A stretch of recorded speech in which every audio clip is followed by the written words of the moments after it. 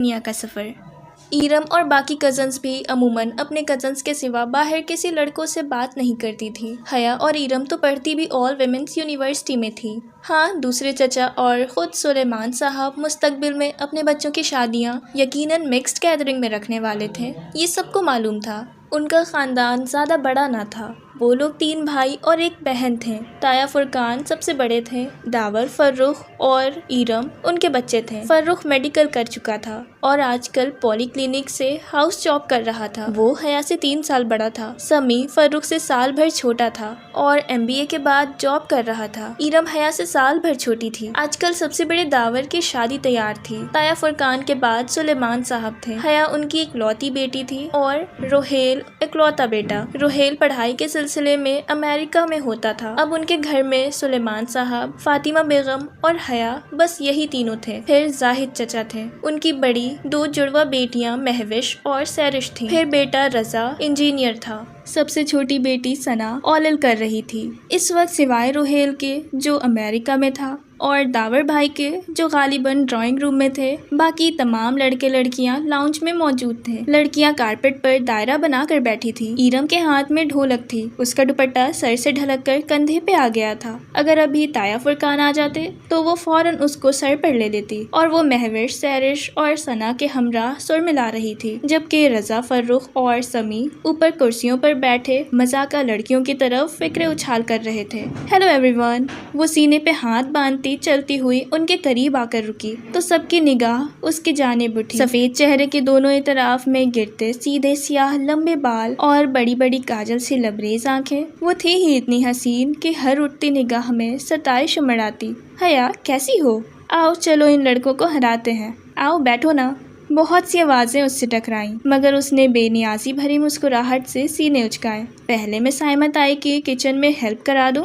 उसने ईरम की अम्मी का नाम लिया, जिनको उसने आते हुए उठकर किचन की तरफ जाते देखा था। साइमत आई ने यकीनन उसको आते हुए नहीं देखा था, वरना वो उसे बुला लेती। ईरम से ज़्यादा समझदार तो यकीनन उनकी हया थी। साइमत आई के पीछे जाहिद चचा की बेगम आबदा चची भी गई थी। अब सोफे पर हया की अम्मी फातिमा बेगम तन्हा बैठी थी। अम्मी, मैं ज़रा साइमत आई के साथ किचन में हेल्प करा दूं? उनको अपनी तरफ देखता पाकर उसने अपनी बात दोहराई तो उन्होंने मुस्कुराकर सर हिलाया। वो मुतमईन सी आगे बढ़ गई। राहदारी पार करके किचन के दरवाजे की सिमत बढ़ी ही थी कि साइमत आई की आवाज़ सामने से टकराई। जैसे मैं जानती ही नहीं हूँ कि ये सारे रंग ढंग किस लिए होते हैं। एक मेरे ही बेटे मिले हैं इसको पागल बनाने के लिए। वो बेख्तियार 2 कदम पीछे दीवार से जा लगी। ये साइमत आई किसकी बात कर रही थी? तभी मैं कहूँ भाभी कि ये रजा क्यों हर वक्त हया हया करता रहता है? वो आबदा चची थी। अपने नाम पे वो चौंक सी गई। वो कह रही थी, पिछली दफ़ा जब हम सुलेमान भाई के घर खाने पे आए थे तो कैसे बन सवर के तैयार फिर रही थी। तब से रजा मेरे पीछे पड़ा है कि हया का रिश्ता मांगे। उस लड़की को लड़कों को मुतवज्जा करने का फन आता है। आबदा कितने मुश्किल से दावर के दिल से उसका ख्याल निकाला था मैंने और फुरकान ने। वो तो अड़ ही गया था कि शादी करूंगा तो सिर्फ हया से, मगर फुरकान ने सख्ती की कि भला ऐसी बेपर्दा और आज़ाद ख्याल लड़की को अपनी बहू बनाकर हमने आखिरत बिगाड़नी है। तब कहीं जाकर वो माना। मगर फर्रुख, क्या करूं इस लड़के का?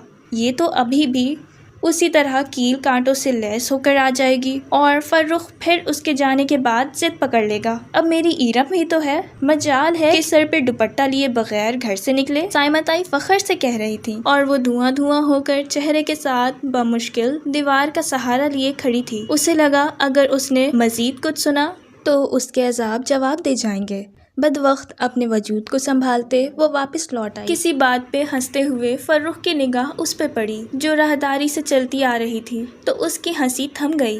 वो बेख्तियार मुस्कुरा दिया। कबूल सूरत वाला फर्रुख, जिसकी रंगत टफ रूटीन के बायस मजीद सवला गई थी, मगर मसला उसकी वाजिबी शख्सियत या हया की बेपर्दगी का ना था। असल बात तो वो सब जानते थे। फिर भला उसके बारे में रजा या फर्रुख ने सोचा भी कैसे? वो एक सिपाट निगाह फर्रुख पे डालकर चुपचाप फातिमा बेगम के साथ सोफे पे आ बैठी। तुम्हें क्या हुआ? उन्होंने गौर से उसके चेहरे को देखकर पूछा। कुछ नहीं अम्मी, वो बदवक्त खुद को नॉर्मल कर पाई थी।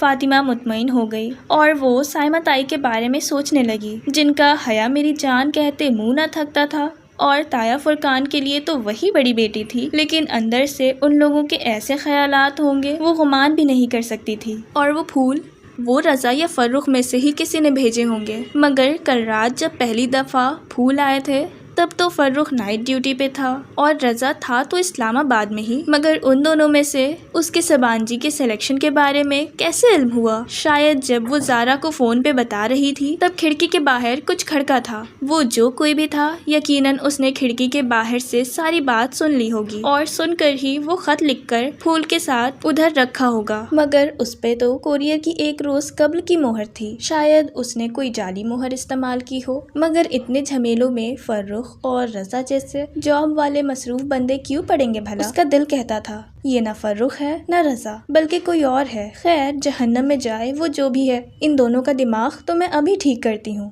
वो तेजी से उठकर लड़कियों के ग्रुप के पास चली आई। ईरम सामने खड़े खड़े उसने मखसूस बेनियाजी से सीने पे हाथ बांधे ईरम को पुकारा तो सब रुककर उसे देखने लगे। क्या तुम लोगों ने सबीन फुप्पो को शादी का कार्ड भेजा था टर्की? कनखियों से उसने फर्रुख और रज़ा के चेहरे को देखा था। वो दोनों चौंके थे और दोनों को ही उसकी बात पसंद नहीं आई थी। फुप्पो का कार्ड सुलेमान चचा को दिया था, उन्होंने भिजवा दिया होगा। और हाँ, फुप्पो को अब्बा ने फोन किया था। क्या वो आएंगी? आना तो चाहिए, आखिर करीबी रिश्ता है, तुमसे ना सही हमसे तो है। उसने करीबी रिश्ते पे जोर देकर एक जताती नज़र फर्रुख और रज़ा पर डाली। वो दोनों अपनी अपनी सोचों में गुम थे। फिर खाने के वक्त साइमा ताई ने सबसे पहले उसे बुलाया। हया मेरी जान, ये ईरम किसी काम की नहीं है, तुम समझदार हो, टेबल पर तुमने ख्याल रखना है। जैसी कोई डिश आधी हो फौरन जफर कुक को इशारा करना। ठीक? श्योर ताई, मैं ख्याल करूँगी। वो बदवक्त मुस्कुराती हुई सर्व करने लगी। चंद मिनट बाद सब डाइनिंग हॉल में खड़े अपनी अपनी प्लेटों में खाना निकाल रहे थे। डाइनिंग टेबल के एतराफ से कुर्सियां हटाकर एक दीवार के साथ लगा दी गई थीं, ताकि सब अपनी मर्जी से खाना निकालकर इधर उधर टहलते हुए खाते रहें। ताया जान, आपने सलाद नहीं लिया? वो रशियन सैलड से भरा शीशे का बड़ा प्याला उठाए ताया फुरकान और सुलेमान साहब के पास आई, जो अपने ध्यान में महवी गुफ्तगू थे। उसके पुकारने पर चौंके। थैंक यू बेटा। ताया फुरकान मुस्कुराकर चमचे से सलाद अपनी प्लेट में निकालने लगे। वो शलवार कुर्ते में मलबूस थे, कंधे पे शॉल थी और चेहरे पर मूछें। सुलेमान साहब उनके बरक्स क्लीन शेव, सूट में मलबूस, खासे स्मार्ट और हैंडसम लग रहे थे। दोनों की सोच भी अपने हुलियों के मानित थी। अब्बा आप भी लेना। सुलेमान, तुमने सबीन को कार्ड पोस्ट कर दिया था? ताया को अचानक शायद उसकी शक्ल देखकर याद आया। सुलेमान साहब का चमचे में सलाद भरता हुआ हाथ जरा सुस्त हुआ और चेहरे पर कड़वाहट फैल गई। बहुत आहिस्ता आहिस्ता से उन्होंने सलाद से भरा चमचा अपनी प्लेट में पलटा कर दिया था। उनके चेहरे में अजीब काट थी जो हया के लिए नई थी। अब्बा, सबीन फुप्पो आएंगी शादी पर? वो पूछे बिना ना रह सकी। कल मेहंदी है, आना होता तो आ गई होती। 30 साल में जो औरत सिर्फ चंद दफा आई हो वो अब भी ना आए तो बेहतर है। हया तो क्या, फुरकान ताया भी दंग रह गए। सुलेमान, क्या हुआ है? थैंक यू बेटा। जवाब देने के बजाय सुलेमान साहब ने उसे मुखातिब किया तो वो अब तुम जाओ का इशारा समझकर सर झुकाकर वहाँ से चली आई। बहुत आहिस्ता से सलाद का प्याला मेज पर रखा और अपनी आधी भरी प्लेट उठाई, मगर अब कुछ भी खाने का जी नहीं चाह रहा था। ये अब्बा को क्या हो गया था? वो फुप्पो के बारे में ऐसी गुफ्तगू क्यों कर रहे थे? फिर वो रह नहीं सकी।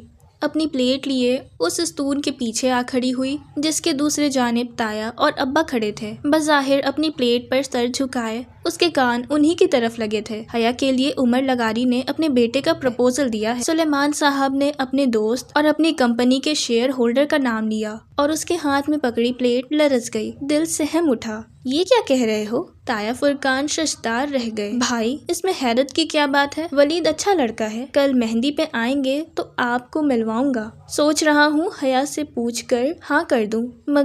मगर सुलेमान, ये कैसे हो सकता है? क्यों नहीं हो सकता भाई? तुम हया की शादी यूं कैसे किसी से कर सकते हो? बाप हूँ उसका, कर सकता हूँ।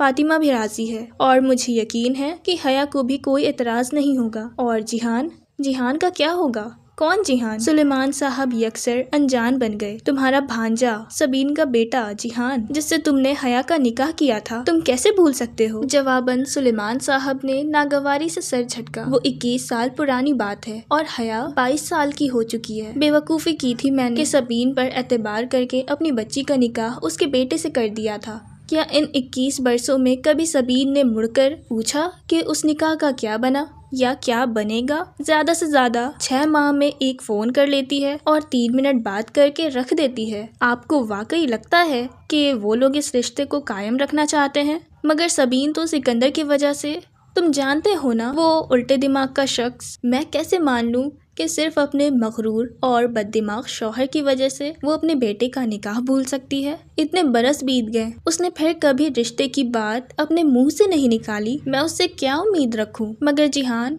वो तो अच्छा लड़का है। तुम तो मिले भी थे पिछले साल जब इस्तांबुल गए थे। जी, जिहान सिकंदर अच्छा लड़का। My foot. उन्होंने तलखी से सर झटका। उसका तो मिजाज ही नहीं मिलता। वो टर्की में पैदा हुआ है। उसने कभी पाकिस्तान की शक्ल नहीं देखी। न उसे उर्दू आती है न पंजाबी। कभी इन तमाम बरसों में उसने अपने किसी मामू का हाल पूछा, कभी फोन किया? या मैं ये सब भूल जाता, मगर पिछले साल जब मैं इस्तांबुल गया था तो आप यकीन करेंगे भाई कि मैं 18 रोज वहाँ रहा। मैं रोज सबीन के घर जाता था। सिकंदर तो मिला ही नहीं। और जिहान आखिरी रोज मुझसे मिला, और वो भी सिर्फ 15 मिनट के लिए बस। फिर जानते हैं वो मुझसे क्या पूछने लगा? क्या पाकिस्तान में रोज बम धमाके होते हैं और क्या वहाँ इंटरनेट की सहूलत मौजूद है? फिर उसका फोन आया और वो उठकर चला गया। मैं कभी हया के लिए कोर्ट से खुला लेने के मुतालिक ना सोचता अगर मैंने उस रोज एक तुर्क लड़की को जिहान को घर ड्रॉप करते ना देख लेता। जब मैं फ्लाइट पकड़ने के कबल सबीन को खुदा हाफिज कहने गया था, उस लड़की के साथ उसकी बेतकल्लुफी।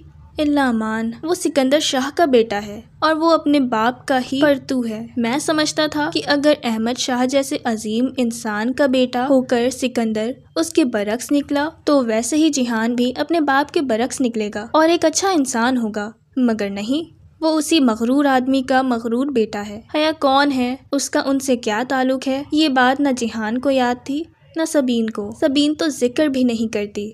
अब मैं अपनी बेटी को जबरदस्ती उनके घर भेज दूं क्या? खैर, कल वलीद से मिलवाऊंगा आपको। अब जो रिश्ता भी अच्छा लगा मैं हया की इधर ही शादी कर दूंगा। अब उसमें मजीद सुनने की ताब नहीं थी। वो सफेद चेहरा लिए बोझ कदमों से चलती उनसे दूर हट गई। जिहान सिकंदर को उसने कभी नहीं देखा था। बचपन से अपने और उसके रिश्ते के मुतालिक सुना था। वो साल भर की थी जब सबीन फुप्पो पाकिस्तान आई और फर्जी जज्बात में अपने 8 साला बेटे के लिए उसका रिश्ता मांग लिया। जज्बाती सी कार्रवाई हुई और दोनों बहन भाइयों ने बच्चों का निकाह कर दिया। तब 8 साला जिहान उनके साथ था।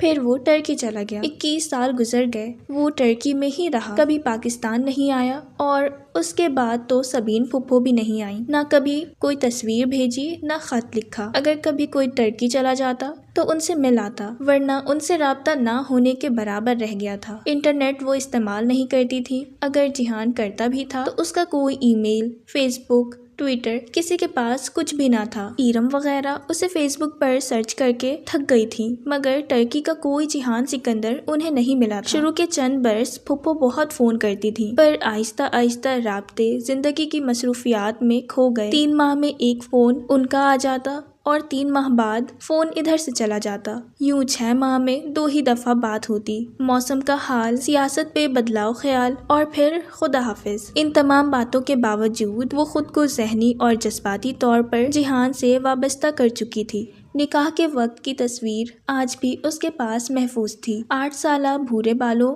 और सुनहरी रंग वाला खूबसूरत लड़का जिसको उसने अपने रूबरू कभी नहीं देखा था, और शायद टर्की जाने की सारी खुशी की वजह भी यही थी जिस पर अब्बा ने पानी फेर दिया था। उस रोज उसे रो रो कर फुप्पो और जिहान पर गुस्सा आ रहा था, जिनकी बेरुखी के बायस अब ये रिश्ता एक सवालिया निशान बनकर रह गया था। मगर खैर, दावर भाई की शादी हो जाए और सेमेस्टर खत्म हो जाए, फिर वो टर्की चली जाएगी और उन लोगों को जरूर ढूंढेगी। हया किधर हो? वो लॉबी में आईने के सामने खड़ी माथे पे टीका दुरुस्त कर रही थी जब फातिमा बेगम उसे पुकारती आईं। हर तरफ गहमा गहमी थी।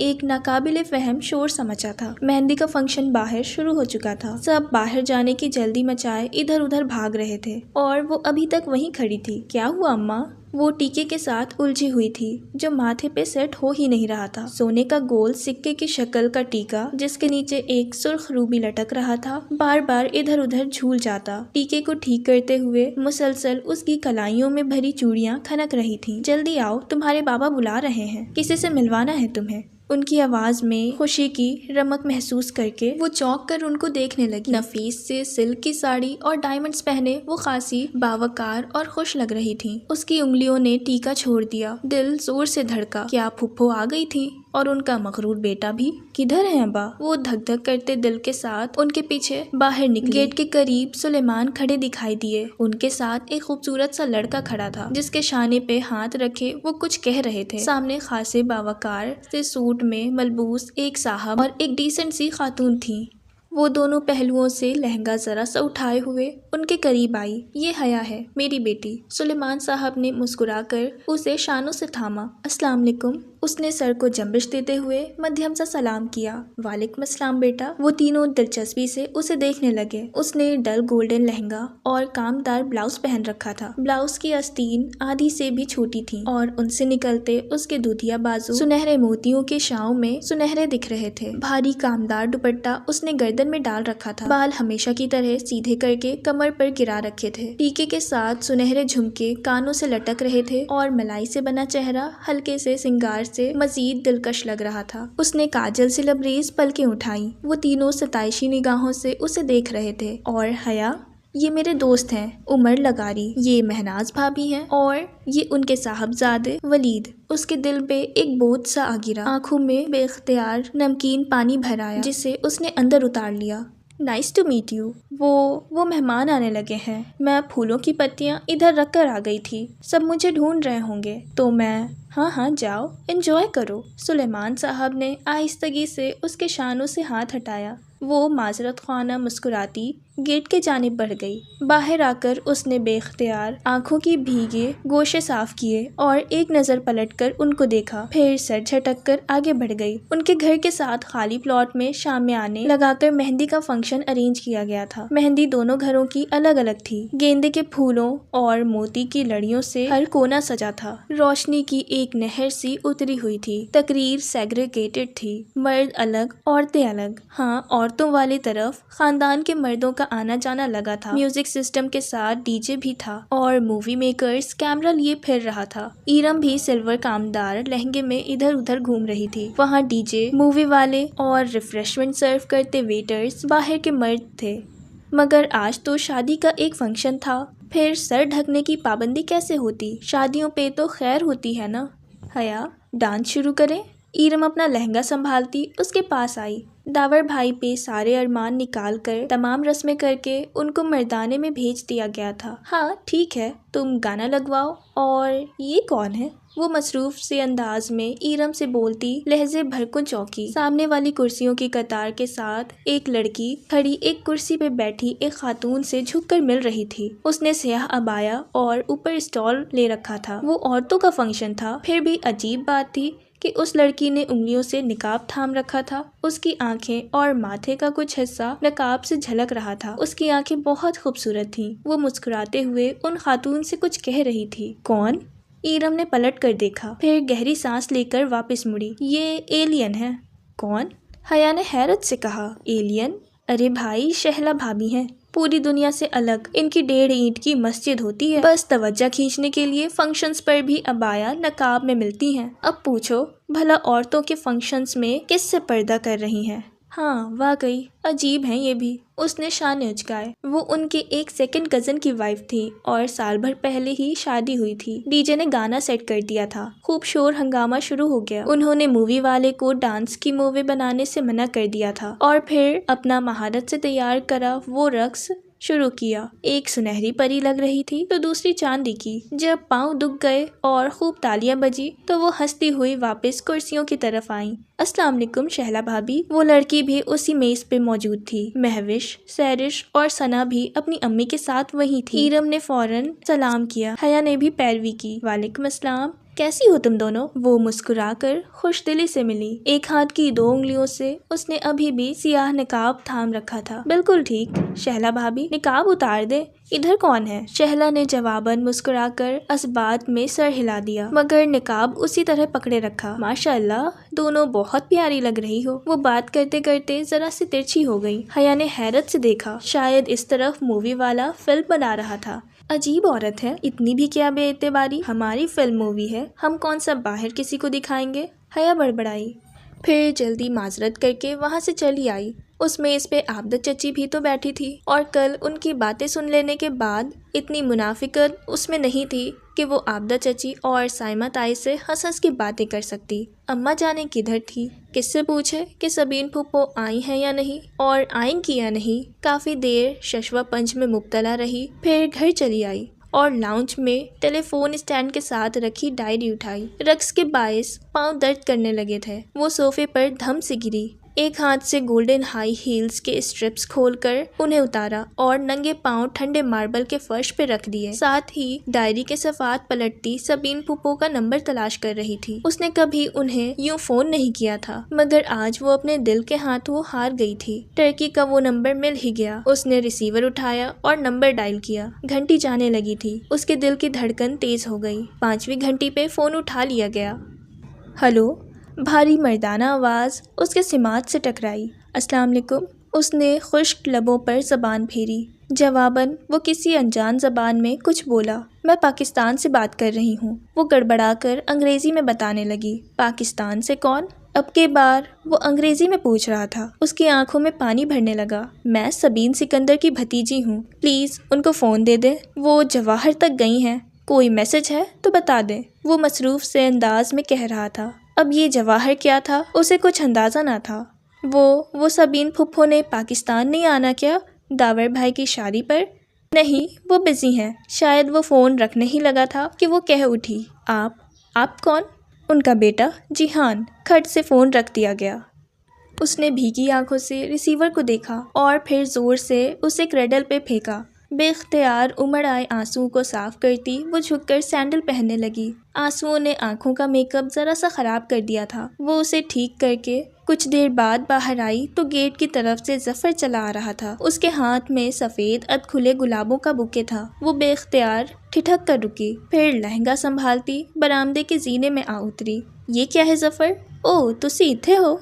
ये कोरियर वाले ने दिया है तुम्हारे नाल। जफ़र ने गुलदस्ता और एक बंद लिफाफा उसकी तरफ बढ़ाया। वो पिछले 7 साल में ताया फुरकान का मुलाजिम था। वो गांव से उसे लेकर आए थे। जब आया था तो पंजाबी बोलता था। फिर इन 7 बरसों में उर्दू सीखने की कोशिश की मगर नाकाम रहा। अब वो कोई दरमियानी ज़बान बोलता था। ठीक है, तुम जाओ। उसने बुके को बाजू और सीने के दरमियान पकड़ा और दोनों हाथों से बंद लिफाफा खोलने लगी। हस्बे मामूल उसमें सफ़ेद सादा कागज़ था जिसके बिल्कुल दरमियान में उर्दू में एक सतर लिखी थी। उस लड़की के नाम जो कभी किसी अनचाहे रिश्ते के बनने के खौफ से रोती है तो कभी किसी बन चुके अनचाहे रिश्ते के टूटने के खौफ से। वो सुन रह गई, फिर घबरा कर इधर उधर देखा। गेट खुला था। मेहंदी वाली जगह से रोशनियां और म्यूजिक का बेहंगम शोर यहाँ तक आ रहा था। दरमियान में बहुत से लोग आ जा रहे थे, मेहमान, नौकर चाकर वगैरह। ऐसे में क्या कोई इधर था जो उसका बगौर मशाहरा कर रहा था? उसने लिफाफे को पलटा। कोरियर की मोहर एक रोज कब्ल की थी। अभी 10 मिनट कब्ल वो जिहान के साथ पहली दफा बात करके रोई थी। बन चुका अनचाहा रिश्ता। और घंटे भर पहले वलीद और उसके वालिदैन से मिली थी। अनचाहे रिश्ते के बनने के खौफ। ये कौन था जो इतना बाखबर था? एक दिन कब्ल ही उससे कैसे इल्म हुआ कि वो आज 2 दफा रोएगी? वो खौफजदा सी खड़ी बार बार तहरीर पढ़ी जा रही थी। अब्बू निकल तो नहीं गए? वो परफ्यूम की बोतल बंद करके सिंगार मेज पर रखती, मखसूस, हैरान, और गेट खुलने की आवाज़ पर मोबाइल और पर्स उठाकर बाहर को भागी। काफी देर से वो कमरा बंद करके बारात में जाने के लिए तैयार हो रही थी। फातिमा बेगम जल्दी जल्दी का शोर मचाए 10 बार दरवाजा बजा चुकी थी। मुकर्रर वक्त होने को था। आज दावर भाई की बारात थी। सुलेमान साहब को तो सबसे पहले हॉल पहुँचना था और उसके सुस्त तैयारियों से भी वो वाकिफ थे।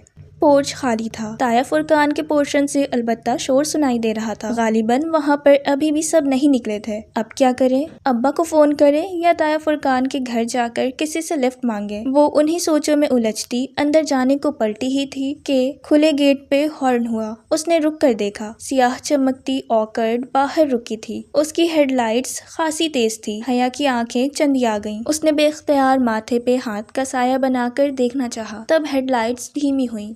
ड्राइविंग सीट पर बैठे शख्स का चेहरा वाज़ी हुआ। वो वलीद लगारी था। साथ फ्रंट सीट पर उसके वालिद थे और पीछे वालिदा। अस्सलाम वालेकुम हया। वो दरवाज़ा आधा खोलकर बाहर निकला और एक नरम मुस्कुराहट के साथ उसे देखा। वो धीमी होती हेडलाइट्स की रोशनी में उनके सामने खड़ी थी। गहरा सुर्ख कामदार बगैर आस्तीनों वाला फ्रॉक जो पांव तक आता था और नीचे हम रंग तंग पजामा। फ्रॉक बहुत लंबा था, सो पजामे की चूड़ियां बामुश्किल बलाशत भर ही दिखाई देती थी। गोल्डन दुपट्टा गर्दन में था और कानों से लटकते लंबे लंबे आवीज़ें कंधे को छू रहे थे। काजल सी लबरेज सियाह आंखें और कमर पर गिरते सीधे बाल। हमें मैरिज हॉल का इल्म नहीं है, अंकल है? वो निगाहों में उसे जज्ब करते हुए पूछ रहा था।